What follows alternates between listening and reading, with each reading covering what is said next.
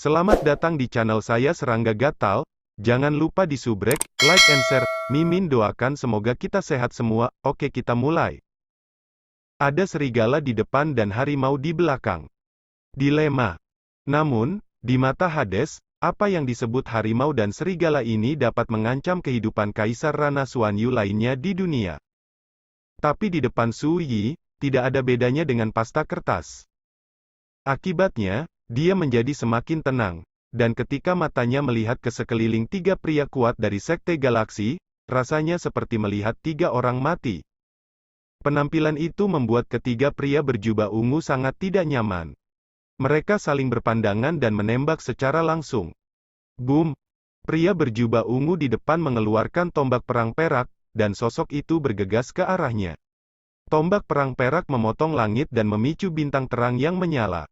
Hampir pada saat yang sama, pria tua berjubah Cina dan pria berjubah putih juga bergegas masuk. Berteriak. Pria berjubah putih mengayunkan rantai berwarna darah. Rantai itu ditutupi dengan taring sepanjang 1 inci dan seputih salju, dan rantai itu kosong, ganas dan tak tertandingi, menghancurkan kekosongan. Tiga pembangkit tenaga listrik dari Sekte Galaksi tidak bergerak, dan sebuah gerakan adalah pukulan yang menggelegar. Tidak diragukan lagi, kematian pria berbaju biru Yun Qi membuat mereka tidak berani menyimpannya, dan menggunakan seluruh kekuatan mereka saat memulai. Menghadapi serangan dari depan dan belakang ini, Su Yi berdiri diam, matanya yang dalam tidak pernah goyah. Klik! Tombak perak itu patah menjadi dua. Tubuh pria berjubah ungu yang menyerang dari depan tiba-tiba membeku, lalu retak. Itu dipotong menjadi dua oleh pedang. Ini. Pada saat ini, pria tua berjubah Cina dan pria berjubah putih sangat terkejut hingga jiwa mereka hampir keluar. Dengan satu pedang, mereka membunuh salah satu rekan mereka. Adegan berdarah membuat mereka hampir tidak bisa dipercaya, dan mereka mengalami kejutan besar di hati mereka. Sosok mereka belum bergerak maju, mereka berhenti tiba-tiba di udara, berbalik dan lari ke kejauhan. Dan di dahi mereka, keringat dingin keluar. Keduanya benar-benar ketakutan dan hati mereka terbelah. Harap dicatat bahwa sebagai penjaga Yunbu dari Sekte Dewa Galaksi, mereka bertanggung jawab atas kekuatan hukum keheningan bintang. Tidak peduli pesawat dunia mana yang mereka tuju, mereka seperti Rasul, jalan surga, dan kekuatan yang mereka kuasai cukup untuk menghancurkan karakter menekan dari perbatasan yang sama, dan mampu membunuh musuh melintasi perbatasan, tidak ada kerugiannya. Tapi sekarang, itu hanya karakter di tahap awal Rana Xuanzhao, dan salah satu rekan mereka akan dihukum ketika mereka bertemu satu sama lain. Ini menakutkan. Bisakah kamu melarikan diri? Suara acuh tak acuh terdengar. Itu jatuh ke telinga lelaki tua berjubah Cina dan lelaki berjubah putih, tetapi itu tidak kurang dari ledakan guntur. Boom, ledakan. Bintang-bintang yang terbakar di langit hancur, dan kekuatan pertahanan serta harta yang menutupi dua lelaki tua di Huapao juga hancur. Dunia tempat keduanya berdiri terjerumus ke dalam semburan kekuatan penghancur. Di bawah tatapan Hades, sosok lelaki tua berjubah Cina dan lelaki berjubah putih itu seperti sosok kertas yang terbakar, menghilang menjadi abu. Meskipun telah diantisipasi bahwa pembangkit tenaga listrik Sekte Galaksi ini bukan lawan Su Yi, sungguh mengejutkan melihat mereka begitu rentan dan di luar imajinasi Pluto. Pada saat itulah dia juga menyadari bahwa ketika Su Yi berada di kuil Yanluo di Gunung Wanliu, jika Su Yi ingin membunuh pria berbaju biru Yun Qi, dia hanya membutuhkan pedang. Itu benar, sejak di alam roda roh, dia bisa membunuh kaisar kerajaan Xuanzhao seperti ayam, dan jika dia menggunakan kartu asnya, itu akan cukup untuk merusak dan menekan muridnya di tahap tengah alam Xuanyu. Api Yao. Sekarang, dia telah selamat dari bencana aneh, dan dia berada di alam Xuanzhao. Kekuatan misterius yang dia kuasai secara alami menahan hukum keheningan bintang, dan membunuh alam misterius Sekte Dewa Galaksi ini. Yang kuat secara alami akan seperti bambu patah, mudah dilakukan. Tentu saja, jika dia membunuhku, aku khawatir itu tidak akan terlalu sulit. Pluto menatap kosong. Pada saat yang sama, Su Yi menghela nafas lega. Membunuh lawan seperti itu membuatnya merasa sedikit pencapaian. Dalam analisis terakhir, masih mengandalkan kekuatan pedang 9 penjara.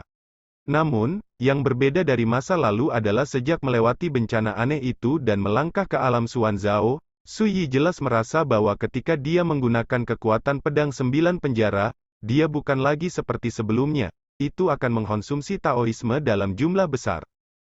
Di masa lalu, bahkan ketika dia berada dalam kesempurnaan besar roda roh, ketika dia menggunakan kekuatan pedang 9 neraka, setelah mendukungnya paling lama, kekuatannya akan meningkat ambang kehabisan minyak. Tapi sekarang berbeda. Pembunuhan ketiga lawan tersebut saat ini hanya mengkonsumsi kurang dari 10% dari daya, yang benar-benar dapat diabaikan. Tampaknya perubahan seperti itu harus dikaitkan dengan hilangnya rantai ilahi pada pedang 9 penjara. Su Yi diam-diam berkata, setelah melangkah ke alam Xuanzao, di antara 9 rantai ilahi yang ditekan oleh pedang 9 penjara, yang mewakili Taoisme dari kehidupan sebelumnya telah rusak dan hancur, berubah menjadi atmosfer Taoisme yang tidak jelas yang melekat di 9 di sekitar pedang penjara. Dan perubahan ini tidak diragukan lagi membuat Su Yi jauh lebih mudah dan tidak terlalu melelahkan daripada sebelumnya saat menggunakan pedang 9 penjara. Apakah kamu yakin ingin pergi ke tanah reinkarnasi bersamaku? Su Yi memandang Hades. Pluto tiba-tiba terbangun dari pikirannya yang kacau. Oke. Pluto menyelipkan rambutnya ke dekat telinganya, dan ekspresi kerinduan muncul di wajahnya yang cantik dan menawan, bahkan dalam bahaya, apa yang akan dihancurkan tidak lebih dari tiruan, tetapi jika kamu tidak, jangan pergi. Aku takut aku akan menyesal seumur hidupku. Dalam perjalanan, dia mengetahui bahwa Su Yi telah menjelajahi banyak rahasia yang berkaitan dengan reinkarnasi di kehidupan sebelumnya. Seperti batu nisan di kota kematian, aturan reinkarnasi yang terukir di platform reinkarnasi, DEL. Tapi itu hanya sebagian dari misteri reinkarnasi. Dan rahasia yang benar-benar memungkinkan Su Yi mencapai reinkarnasi sebenarnya tersembunyi di tanah reinkarnasi. Bagaimana ini bisa membuat Hades tidak penasaran? Tidak menantikannya? Su Yi tidak membujuknya lagi. Dia melangkah ke dalam kehampaan, dan datang ke pusaran besar ruang yang tergantung di antara langit dan bumi. Berikan tanganmu. Su Yi menjulurkan tangan kirinya. Pluto terkejut, menggigit ringan bibirnya yang merah, mengulurkan tangan batu giok yang halus dan tanpa tulang itu, dan dengan lembut meletakkannya di telapak tangan Su Yi. Lalu, tangan gioknya dipegang erat oleh Su Yi. Pada saat ini, perasaan aneh seperti sengatan listrik melonjak ke dalam hatiku, membuat tubuh halus Pluto sedikit tegang tanpa terasa. Meskipun dia telah berlatih untuk waktu yang lama, dia terbiasa melihat pasang surut dunia dan perubahan kehidupan. Tetapi ini adalah pertama kalinya seorang pria memegang tangan batu giok. Malu, gemetar, gugup, sulit dijelaskan. Gugup. Su Yi menatap Hades dengan aneh. Wanita menawan dan menakjubkan ini jelas sedikit tidak nyaman, dan tubuhnya yang tinggi dan bangga sedikit kaku. Apakah ada? Pluto berpura-pura tenang, tetapi matanya tanpa sadar menghindari tatapan Su Yi. Su Yi tertawa, melipat ujung jarinya, dan dengan sengaja membelai telapak tangan halus dan lembut Pluto. Kamu malu? Gooseneck seputih salju itu memerah dengan lapisan tipis berwarna merah muda. Su Yi berkata dengan murah hati, tenang saja, ketika aku memasuki pusaran ruang ini, jika aku tersesat, itu akan mempengaruhiku. Kamu juga tahu betapa kejamnya kekuatan aturan ruang. Jika Anda tidak hati-hati, Anda akan hancur. Hidung Kiong Pluto yang terbalik mendengus dan berkata, manfaatkan aku dan tutupi dengan bermartabat, kamu Su Xuanjun benar-benar tidak tahu malu. Su Yi mendengus, menyingkirkan telapak tangannya, dan berkata, karena kamu berpikir begitu, maka kamu dapat menemukan cara untuk memasuki pusaran ruang itu. Bicara, ambil tindakan. Pluto membeku sesaat, orang ini. Bagaimana ini bisa terjadi? Apakah Anda begitu percaya diri dalam mengambil keuntungan? Hai! Pluto bergegas, dengan marah, Su Xuanjun, bisakah kamu sedikit lebih anggun? Aku baru saja mengucapkan satu kalimat untukmu, bagaimana? Su Yi tersenyum tidak setuju dan berkata, tidak, apakah kamu masih membutuhkan bantuan? Pluto sedikit tidak nyaman, dan bersenandung samar. Su Yi mengulurkan tangan kirinya, ini, pegang sendiri. Pluto. Matanya yang menatap marah, dan dia tidak sabar untuk menggigit bajingan ini. Anda bisa berakhir. Dia masih menahan amarahnya, mengambil inisiatif untuk merentangkan kucing lembut seperti Nefrite, dan memegang telapak tangan Sui. Rasa malu yang tak terlukiskan juga membanjiri hati Pluto. Dia baru saja mengatakan bahwa pria itu tidak tahu malu, tapi dia berinisiatif untuk mengulurkan tangannya. Ini. Untungnya, Sui tampaknya tidak peduli tentang ini dan berkata, ayo pergi. Dia mengepalkan tangan giok Pluto di satu tangan, dan mendorong Immortal Hammer dengan tangan lainnya, dan menyapu pusaran angkasa yang besar. Boom! Ketika tersapu ke dalamnya, hukum ruang angkasa yang menakutkan bergetar dan berputar seperti tanah longsor dan tsunami, menghasilkan kekuatan merobek dan menghancurkan yang menakutkan dan tak terbatas. Karena insting dan tanpa sadar memeluk lengan kiri Sui dengan erat, tubuh yang bangga dan lembut itu tidak sabar untuk bertahan pada Sui. Sui mendorong Immortal Hammer dengan seluruh kekuatannya, melawan kekuatan luar angkasa yang kejam. Dia sangat tenang, karena dia pernah berada di sini di kehidupan sebelumnya, dan dia tahu betul bagaimana menangkal dan menyelesaikan kekuatan pusaran ruang yang mengarah ke tanah reinkarnasi. Sampai Anda melewati badai luar angkasa dan memasuki kedalaman pusaran air. Sui tiba-tiba merasakan lengannya diremas oleh sepasang kelembutan yang menjulang tinggi. Bahkan dengan pakaiannya, dia masih bisa merasakan elastisitas dan kelembutan yang luar biasa. Sui tidak bisa tidak memikirkan kata-kata luar biasa di benaknya, benak nih. Mendengar kata-kata Sui, pria parubaya bertopi ember tidak bisa menahan tawa. Senyumnya hangat, tanpa emosi, sehingga terlihat sangat murni. Dalam suaranya yang lembut, ada jejak kekuatan yang langsung ke hati, kamu membunuh bawahanku, kan? Dalam satu kalimat, Sui dan Hades tiba-tiba menyadari siapa pria parubaya bertopi itu. Pembela kultus Dewa Bintang Aula Galaksi. Pria besar dengan identitas khusus, bahkan pria berbaju biru Yunki tidak tahu namanya. Bagus. Sui berkata dengan tenang. Pria bertopi ember sama sekali tidak menunjukkan kemarahan, dan tersenyum. Kalau begitu, bisakah kamu memberitahu saya apa yang begitu kuat dari pedang di haluan? Dia tampaknya tidak peduli dengan hidup dan mati para pembela Cloud itu. Sebaliknya, aku sangat penasaran bagaimana Sui akan menilai pedang salib yang unik itu. Hal ini membuat Hades semakin ketakutan. Saya melihat Sui menggelengkan kepalanya dan berkata, itu hanya bayangan ilusi. Meskipun terlihat kuat, saya tidak tahu apakah itu benar-benar kuat. Pria bertopi ember menatap Sui dalam-dalam dan berkata, menarik sekali, aku sudah lama menunggumu di sini, ayolah. Suara lembut itu masih bergema, dan sosok pria bertopi ember telah menghilang tanpa suara. Pluto terkejut, orang itu tahu kamu akan datang. Sui menggosok alisnya dan berkata, seharusnya seperti ini, sepertinya. Kali ini saya telah menemukan karakter yang rumit, mungkin hantu tua pembawa peti mati dan Cui Longxiang sudah telah ditangkap oleh orang ini.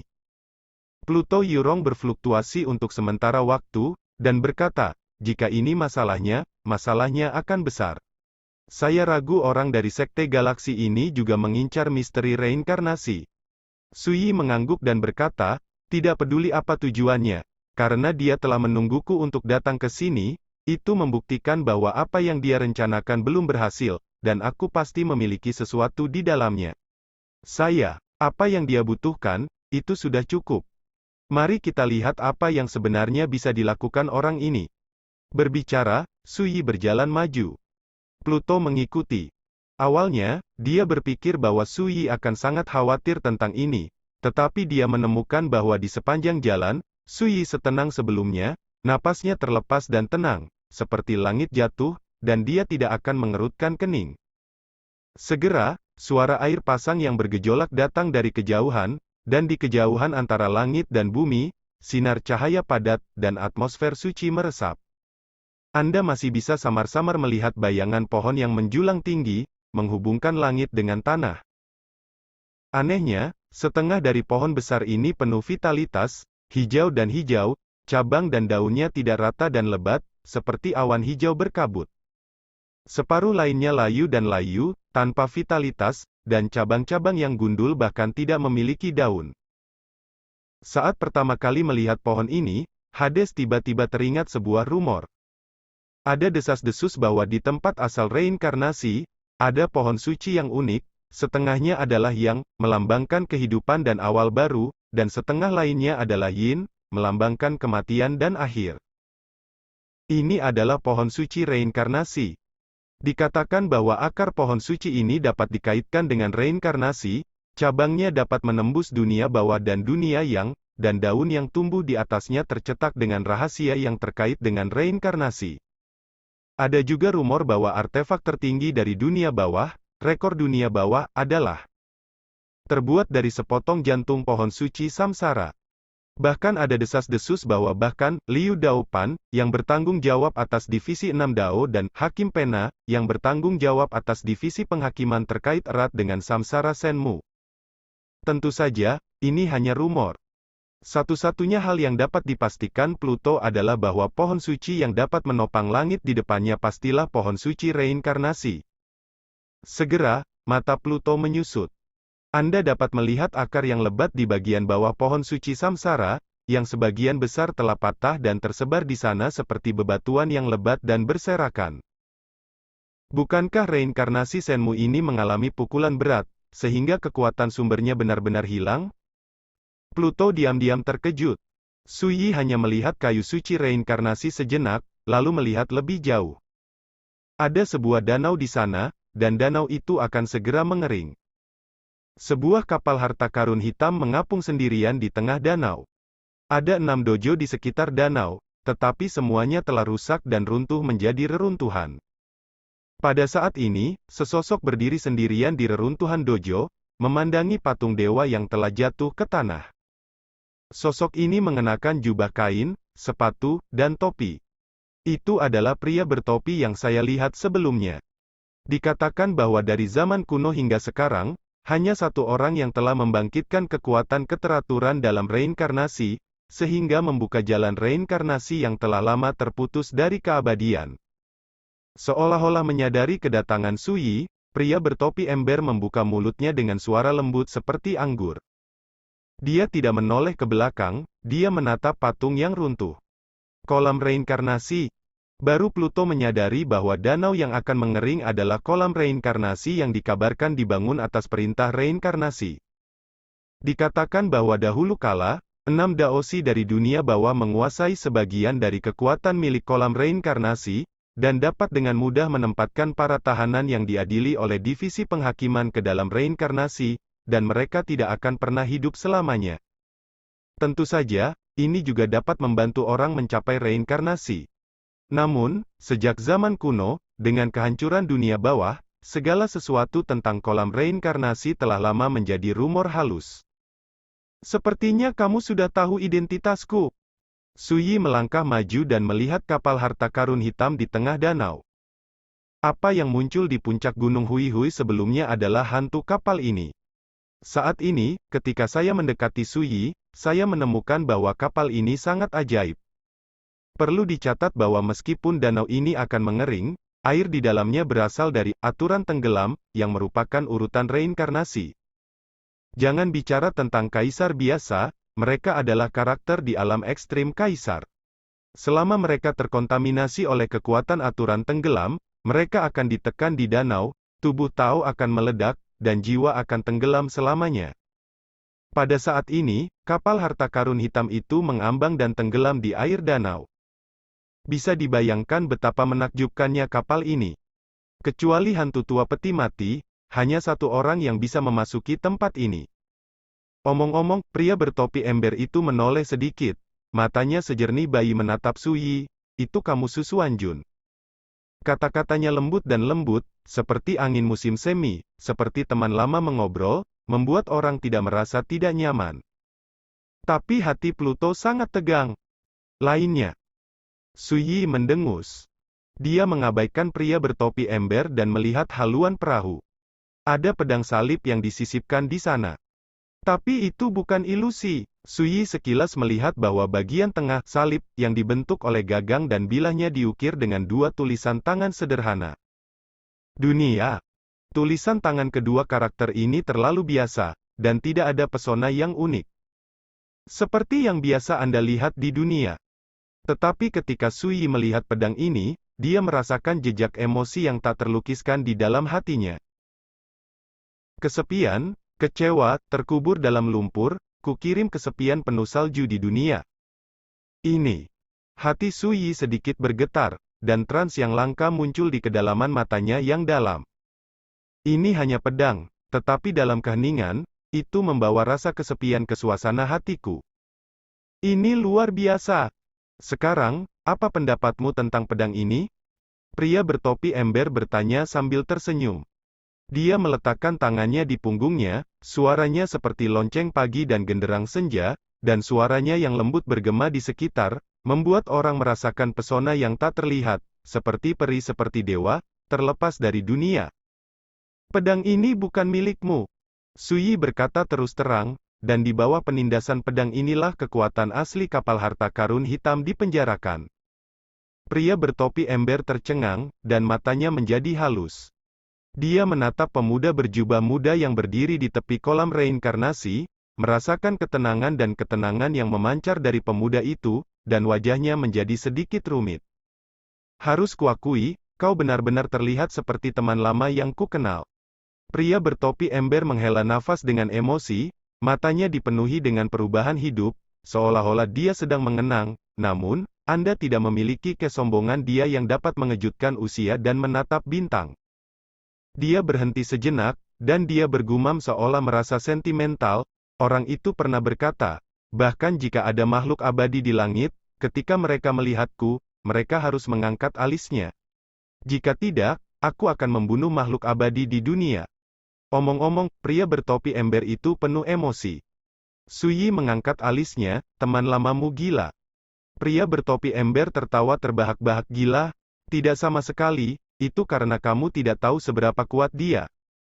Berbicara, dia menunjuk ke pedang salib yang tertancap di kapal harta karun hitam di tengah danau, pedang manusia itu ditinggalkan olehnya, dan pedang inilah yang menghancurkan hidupku pada awalnya. Tempat, industri, kerja keras. Sampai sekarang, itu seperti penjara, dan itu ada di perahuku. Pria bertopi ember terlihat sangat rumit, dengan kekaguman dalam emosinya, tetapi juga sentuhan kebencian dan kecemburuan yang masih ada. Sui tergerak dan berkata, jadi, teman lama yang Anda sebutkan adalah penguasa pedang ini. Jika demikian, itu memang eksistensi yang luar biasa. Dan ahli pedang ini membuat pria bertopi ember tidak hanya takut akan kebencian, tetapi juga mengagumi 3 poin. Bisa dibayangkan bahwa dia memang karakter yang kuat. Siapa dia? Pada saat ini, Sui mau tidak mau membangkitkan sedikit rasa ingin tahu. Sekian dulu update-annya, tunggu lanjutannya di channel saya Serangga Gatal, di subscribe ya guys. Terima kasih.